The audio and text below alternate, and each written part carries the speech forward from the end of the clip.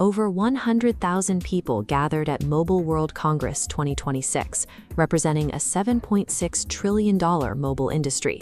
This is where global infrastructure decisions are made. The prevailing marketing message was the IQ era. Vendors pitched a future where 6G networks natively process artificial intelligence everywhere, pushing data from centralized towers out to millions of edge devices. This chart shows the structural tension underneath that pitch. We have two diverging trends. Data traffic is growing aggressively at 20 to 35% year over year. But average revenue per user, the actual money telcos make from subscribers, is completely flat, and in some markets declining. That exponential data growth is largely driven by heavy AI usage. A single user running autonomous software agents can generate hundreds of millions of AI tokens a day, but almost all of these tokens are processed entirely inside cloud data centers. Mobile network operators don't meter them, they don't price them, and they capture zero new revenue from them. If you are building technology right now, integrating deeply with telecom systems carries significant strategic risk. You're looking at an infrastructure layer with enormous technical capability, but a broken business model. Builders have three realistic paths forward.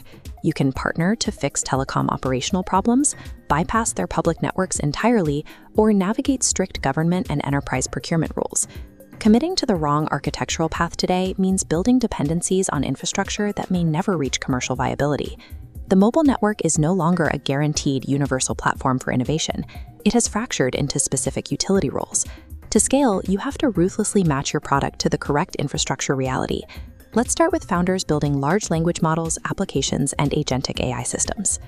The foundational compute layer for mobile AI is already owned by the cloud.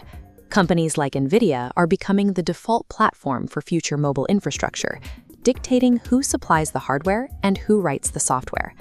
Network operators are not going to subsidize or bundle your AI workloads.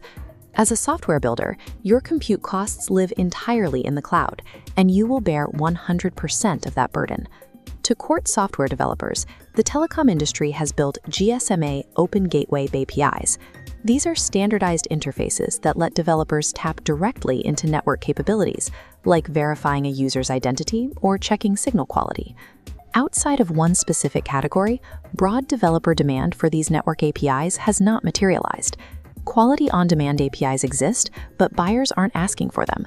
The single lucrative exception is fraud prevention. A mobile transaction is intercepted, checked against a scam signal database, and successfully blocked. These identity APIs improve scam detection by 40%, combating a cybercrime economy costing over $1 trillion annually. If you aren't fighting fraud, your best path is selling operational AI directly to the telcos themselves. They are actively buying multi-agent systems to automate their internal ticketing, fix network faults, and reduce operating expenses. Treat telecom operators as desperate, slow-moving enterprise clients looking to cut costs. They are no longer the primary distribution platforms for consumer AI. For founders building autonomous hardware, drones, robotics, and industrial IoT sensors, the calculus is entirely different. The industry narrative claims that advanced physical AI requires ultra-low latency 5G or future 6G networks to function. The reality on the ground shows otherwise. True physical AI must be connectivity agnostic. A reliable autonomous system operates primarily offline, using onboard inference, treating a cellular connection strictly as a bonus. The most significant shift for global hardware is happening above the network. SpaceX and other providers are launching direct-to-device, or D2D, satellite networks.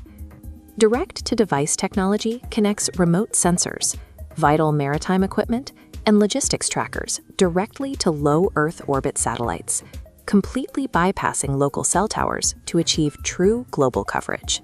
For hardware that requires hyper-localized, high-density connections, the solution is private 5G. These are dedicated mobile networks built specifically for a single enterprise, operating completely separate from public infrastructure.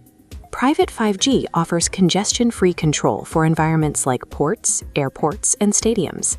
The trade-off is that you are forcing your clients to purchase and install a heavy capital expenditure system just to run your hardware. Hardware builders achieve maximum scale and reliability by actively severing their operational dependency on public telecom infrastructure.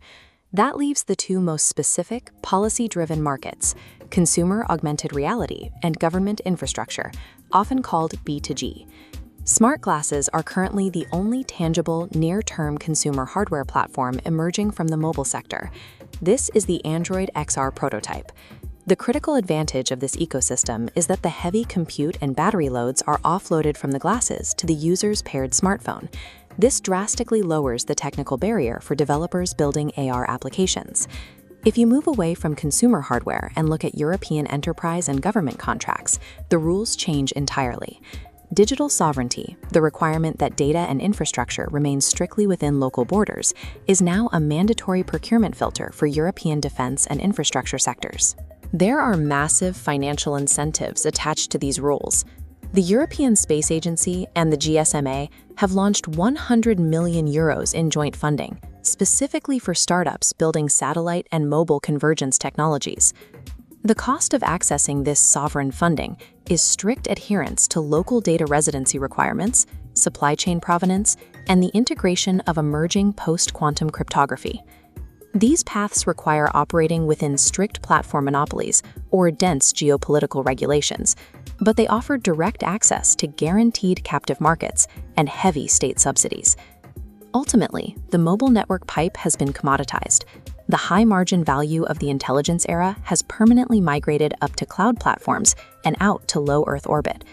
This matrix maps exactly where founders should allocate resources and what hype they need to ignore over the next 3 years. For software and AI builders, ignore consumer 6G promises and general network APIs. Focus your leverage on scam signal APIs and tools that reduce telecom operating expenses. For hardware and IoT, ignore 6G tethering.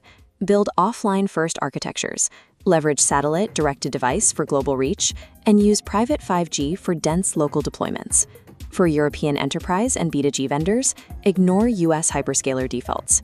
Lean fully into sovereign cloud requirements, quantum-safe security, and institutional funding like the ESA grants. Across all of these sectors, there is a universal hardware constraint: extreme energy efficiency. Remote infrastructure requires sustainable network components and battery-free IoT devices that harvest ambient energy. Success in this environment requires building for the fragmented, pragmatic reality of the networks we have today, rather than burning your runway waiting for the utopian promises of 2030.